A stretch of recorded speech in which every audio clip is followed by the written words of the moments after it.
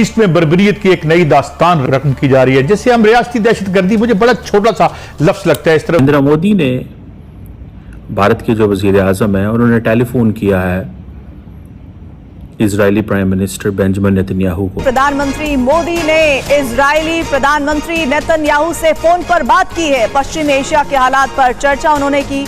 दुनिया में आतंकवाद की जगह नहीं, प्रधानमंत्री ने कहा, भारत शांति और स्थिरता के लिए प्रतिबद्ध है। अब है क्या, नरेंद्र मोदी ने यह जिक्र नहीं किया कि आपने हिजबुल्लाह के चीफ को मारा तो अच्छा किया। उन्होंने कहा है कि जो दहशतगर्दी कर रहे हैं आप उनको मार रहे हैं, हम आपके साथ हैं। वो इस कोशिश में लगे हुए हैं कि वो अपने पब्लिक को ये बताएं कि we are close to Israel, और इसके लिए वो सब तोड़ कोशिश कर रहे हैं। वो ये एक किस्म के समझ ले कि उनका एक पॉलिटिकल इंटरेस्ट भी है। नरेंद्र मोदी और अडानी और इंडियन सहाफियों, आज मेरी बात याद रखना, by the middle of this century, यानी कि ये जो सेंचुरी चल रही है, ये जो अभी 21st सेंचुरी जिसमें के अंदर हम मौजूद हैं, 3 दुनिया में सुपर पावर्स होंगी।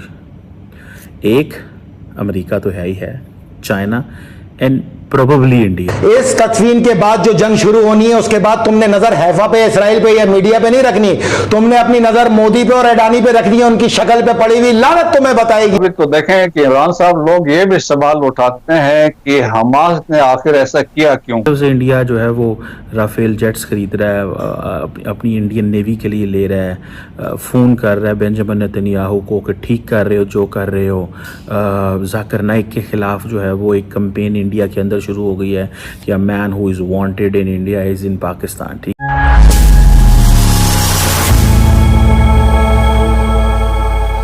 नमस्ते दोस्तों, welcome back to my channel. दोस्तों, लेबनान हमले के बीच पीएम मोदी ने इजरायली पीएम के साथ फ़ोन पर बातचीत करी। पीएम मोदी ने ट्वीट कर इस बात की जानकारी दी। उन्होंने सोशल मीडिया एक्स पर लिखा कि विश्व में हुई घटनाक्रम पर नेतन्याहू से बातचीत करी। उन्होंने कहा, आतंकवाद का हमारे क्षेत्र में कोई स्थान नहीं और सभी हॉस्टेल्स को रिहाई सुनिश्चित करना महत्वपूर्ण है। भारत शांति और स्थिरता की शीघ्र बहाली के लिए समर्थन करने के लिए प्रतिबद्ध है। भारत और इजराइल की नज़दीकियां पाकिस्तान को देखी नहीं जा रही है। आतंकवाद के मुद्दे पर पाकिस्तान हमेशा भारत की आत्ममुखी खानी पड़ती है और भारत हमेशा आतंकवाद के खिलाफ रहा है। भारत और इजराइल की नज़दीकियां देख पाकिस्तान में कोहराम मचा हुआ है और अपने मीडिया के माध्यम से भारत पर भड़ास निकाल रहा है। वीडियो अंत तक देखिए और हमें लाइक, कमेंट, सब्सक्राइब जरूर। आज फ़ोन किया है बेंजामिन नेतन्याहू को और उस टेलीफोन में उन्होंने कहा है कि हमने खित्ते की डेवलप होती सूरत हाल पर डिस्कस किया। क्या डिस्कशन नरेंद्र मोदी कर सकते हैं? नरेंद्र मोदी ने ये डिस्कशन की होगी कि बहुत अच्छा किया। हसन नसरुल्लाह जो है वो ईरान के इस वक्त टॉप के सपोर्टर थे और अमेरिका और इज़राइल की एक बड़ी जो गठजोड़ है, जो एक सपोर्ट है, अमेरिका कहता है और बहुत सारे और मुल्क कहते हैं कि भाई हसन नसरुल्लाह को मारा जाना ठीक है। कहा जाता है कि काफ़ी दुनिया के जो वेस्टर्न मुल्क हैं वो हिजबुल्लाह को समझते हैं कि ये एक टेररिस्ट ऑर्गेनाइजेशन है। इंडिया के अंदर मैं देख रहा था कि इंडिया के अंदर जो ईरान के और फ़लस्तीन के जो एम्बेसडर्स हैं वो एक कॉन्फ्रेंस में शरीक हुए हैं जहाँ पे हसन नसरुल्लाह जो है वो उसको जो टारगेट किया गया है उसको वो कंडेम कर रहे हैं। सो इट मीन्स कि भारत के अंदर एक डिवाइड नज़र आ रही है, सिचुएशन है कि हुकूमत जो है वो एक टेसिड सपोर्ट कर रही है या कंप्लीट सपोर्ट कर रही है इज़राइल को, और कुछ एक हद तक आप समझ लें कि जो आपके एनालिस्ट हैं, मीडिया जो है वो कम्प्लीटली इज़राइल की साइड ले रहा है और सपोर्ट कर रहा है। बेसिकली जब इंडिया इज़राइल की साइड लेता है तो वो बेसिकली ये कह रहे होते हैं कि जो तुम इज़राइल इस्लामिस्ट को टारगेट कर रहा है, इंडिया कह रहा है कि जो इस्लामिस्ट मिलिटेंट्स को टारगेट कर रहे हो वो ठीक कर रहे हो, हम तुम्हारे साथ हैं। और फिर वो घर में भी फैसला करते हैं कि हमें भी कश्मीर के अंदर उन इस्लामिस्ट को अटैक करना है जो भारत की फ़ौज और पुलिस पे हमले करते हैं। ठीक है जी। अब अगर देखा जाए तो ये एक इम्पॉर्टेंट डेवलपमेंट इस सेंस में कि आप सिंपली ये कह दें कि आपने हिजबुल्लाह कि जो लीडरशिप को मारा ठीक किया। अब है क्या, नरेंद्र मोदी ने यह जिक्र नहीं किया कि आपने हिजबुल्लाह के चीफ को मारा तो अच्छा किया। उन्होंने कहा है कि जो दहशत गर्दी कर रहे हैं आप उनको मार रहे हैं, हम आपके साथ हैं। मतलब ये कि जो हिजबुल्लाह के चीफ को मारा है आपने ठीक किया। लेकिन याद रखें इंडिया के बहुत अच्छे ताल्लुकात हैं ईरान के साथ, और याद रखें हसन नसरुल्लाह का मारा जाना ईरान की कमर टूट गई है इससे। समझ आ रही है आपको बात को? सो इंडिया एक तरफ वेस्ट एशिया के अंदर ईरान के करीब रहना चाहता है बिकॉज उसको पता है एनर्जी सप्लाई लाइन में हमें इसकी बड़ी ज़रूरत है, और चाबहार पोर्ट के हवाले से बड़ी ज़रूरत है। इंडिया इन चीज़ों को समझता है, they know this very well, बहुत अच्छे से समझ जाना है कि इसकी क्या सिग्निफिकेंस है और क्या नहीं है।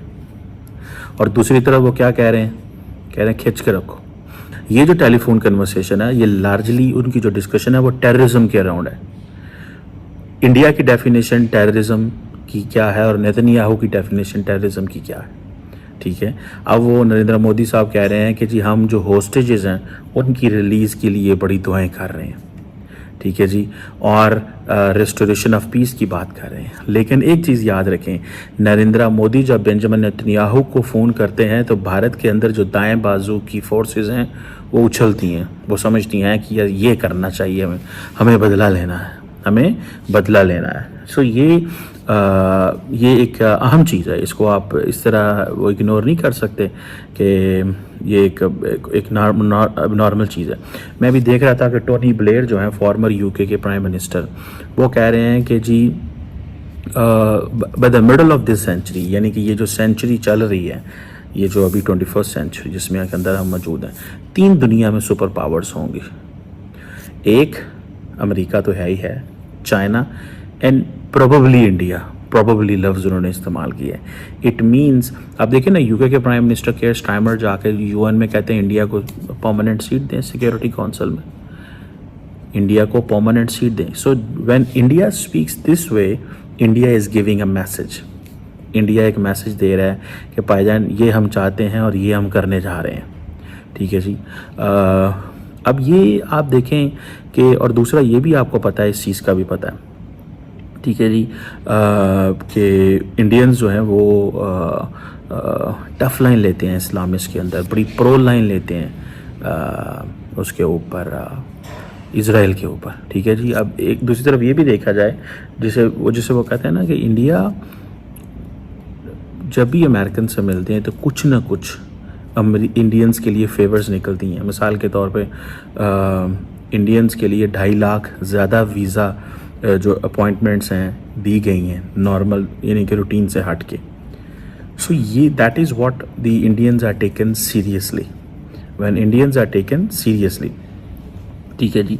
सो ये चीज़ें हैं। दूसरी तरफ से इंडिया जो है वो राफेल जेट्स खरीद रहा है, अपनी इंडियन नेवी के लिए खरीद रहा है, अपनी इंडियन नेवी के लिए ले रहा है, फ़ोन कर रहा है बेंजामिन नेतन्याहू को कि ठीक कर रहे हो जो कर रहे हो।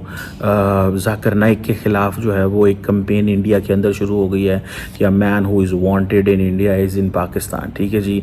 कम्युनल डिसहार्मनी को इस बंदे ने डिस्टर्ब जो है वो किया है। सो इंडिया मिडल ईस्ट की पॉलिटिक्स के अंदर घुसना चाहता है। कैसे घुस रहा है? घुसना चाहता है और घुस रहा है। वो कैसे? पहली बात, यूएई के बहुत करीब हो गया इंडिया। अभी हाल ही में जब मोहम्मद बिन जायद ईरान उधर अमेरिका के अंदर मौजूद